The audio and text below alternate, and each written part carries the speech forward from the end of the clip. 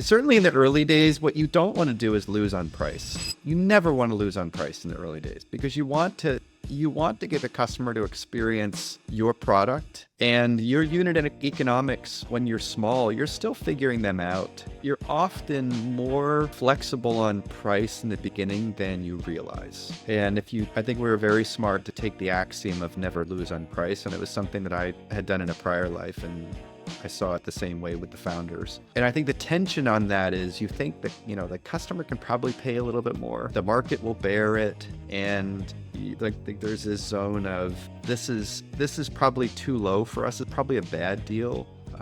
And then this is probably a bad deal for the customers. Like, okay, find that middle ground. And you're just trying to create a sense that it was a fair exchange, just fair.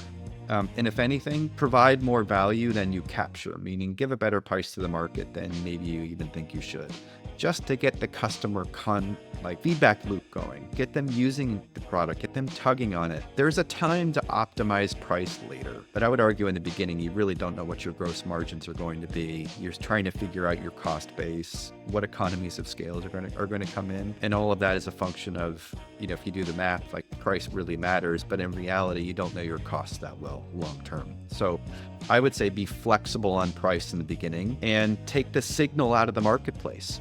Customers will tell you what's too expensive, and some customers are just like, whatever your first price is too expensive, and they're just, it's the way they negotiate. And others will tell you what the competitive context is, or candidly, hey, I only have X dollars to spend. Take it or leave it. And you need to figure out if they're being honest with you, and you have a decision to make. So I think it's an art in the beginning, and I would subscribe to the theory of don't lose on price.